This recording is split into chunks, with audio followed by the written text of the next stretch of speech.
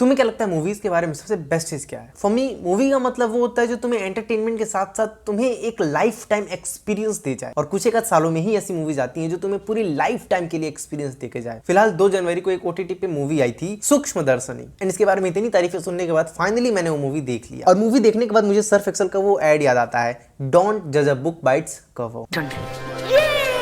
देखो मेरी इस मूवी के साथ प्रॉब्लम ये थी कि मैं इस मूवी के नाम से, टाइटल से और इस मूवी के जो इंटरफेस है, जो इनका पोस्टर वगैरह है, उसको देख के बिल्कुल मेरा इच्छा नहीं होता देखने का। लेकिन फिर भी हिम्मत करके इस मूवी को देखने का मैंने जरूरत किया। एंड नाउ मैं ये छाती ठोक के कह सकता हूँ कि अब तक मैंने जितनी भी मूवीज देख रखा है उन सब में जो मेरा बेहतरीन वाला कैटेगरी का लिस्ट है उसमें ये मूवी भी दाखिला ले लेती है आज। Sookshmadarshini is a dark comedy mysterious film directed by M C Jithin and written by Libin TB and Atul Ramachandra. I know कि तुम इनके बारे में कभी इससे पहले सुने नहीं होगे, चिंता मत करो, मैं भी नहीं सुना था। Produce by happy house entertainment and AVA production. मुझे नहीं पता कि तुम इससे पहले इन मोहतरमा को देखे हो कि नहीं, बट इनका नाम है नाजरिया नाजिम। एंड इस पूरी मूवी में इनका जो नेचुरल परफॉर्मेंस है तुम वही देखते रह जाओगे। और इनके अगेंस्ट है बासिल जोसेफ।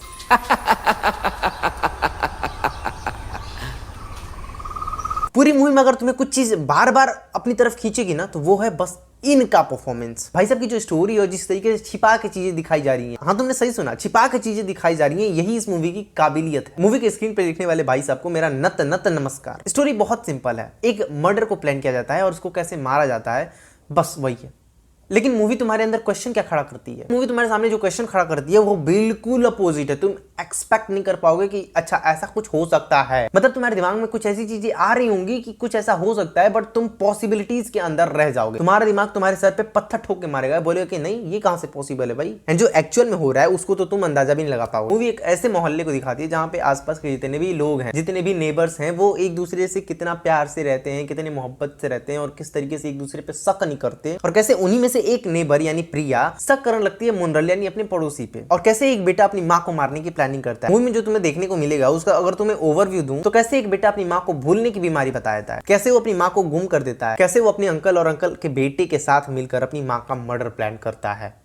और क्या सच में वो अपनी मां का ही मर्डर करने वाला है? और क्या मां को सच में भूलने की बीमारी है? ये तो कुछ चुनिंदा और मोस्ट इंपॉर्टेंट क्वेश्चंस हो गए जो मूवी तुम्हें लगातार दिखाती रहेगी, बट ऐसे ना जाने कितने सवाल तुम्हारे मुंह पे मूवी मारेगी, इसका तुम अंदाजा भी नहीं लगा सकते। देखो मूवी प्रेजेंटेशन वाइज बहुत अच्छी है, एक्टिंग वाइज भी बहुत अच्छी है, और जिस तरीके से इन्होंने चीजों को मैनेज करा है वो भी काफी इंटरेस्टिंग है। But again but there is a problem with music, there is a problem with shots, there is a problem with camera angles। देखो टिपिकली अपना अपना स्टाइल होता है चीजों को प्रेजेंट करने का, चीजों को दिखाने का, चीजों को नरेट करने का, बट मुझे इस मूवी का कैमरा वर्क बिल्कुल भी पसंद नहीं है। बहुत ही टिपिकली इंडियन सीरियल्स की तरह कैमरा बहुत ही स्मूथली जूम इन होता है, जूम आउट होता है, विच सिम्स इलॉजिकल। क्योंकि अगर देखा जाए तो उस कैमरे से भी कुछ स्टोरी निकल के आती है, बट उनके कैमरा शॉट्स और कैमरा एंगल नहीं बता पाता कि अच्छा इसका क्या मीनिंग हो सकता है। तुम उसका मेटाफर कुछ नहीं ढूंढ पाओगे, तुम उसका कोई मीनिंग नहीं ढूंढ पाओगे। बहुत ही रैंडम कैमरा शॉट उन्होंने सिलेक्ट कर रखा है। बाकी मूवी कुछ ऐसे एस्पेक्ट्स पे भी फोकस करती है जिसकी कोई जरूरत नहीं थी इस स्टोरी के अकॉर्डिंग। देखो पूरी मूवी प्रिया और उसके पड़ोसी पे बेस्ड है, लेकिन उसका पति का होना भी जरूरी पार्ट है, एक स्टोरी का पार्ट है, बट उसकी पर्सनल लाइफ में झांकना,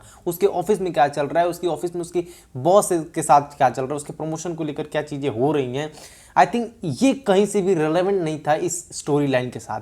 तो इस चीज को दिखाना फालतू में टाइम वेस्ट करा इन्होंने। बाकी मूवी में एक आध दो और भी चीजें हैं जो नहीं होनी चाहिए थी। बाकी तुम बताओ, तुमने अगर मूवी देखा तो तुमने क्या नोटिस करा, और अगर नहीं देखा तो जाके देख लो भाई क्या कर रहे हो। मेरे ख्याल से इस साल की बहुत अच्छी स्टार्टिंग हो रही है अगर ऐसी मूवीज हमें देखने को मिल रही हैं। ब्लैक वॉरेन जैसी वेब सीरीज एंड सूक्ष्मदर्शनी जैसी मूवी देखने को अगर तुम्हें मिल रही है तो ये अपने आप में बहुत बड़ी बात है। कोशिश करो ऐसी मूवीज देख लेने का, तुमसे छूट ना जाए। बाकी तुम बताओ अगर तुमने मूवी देख लिया तो तुम्हें कैसी लगी ये मूवी, और तुमने भी कुछ ऐसे पॉइंट्स नोटिस करे जो मैंने करे, इनमें से अगर तुमने कुछ करा तो प्लीज कमेंट बॉक्स में भी बताओ। बाकी मिलते हैं अगले वीडियो के लिए, बाय।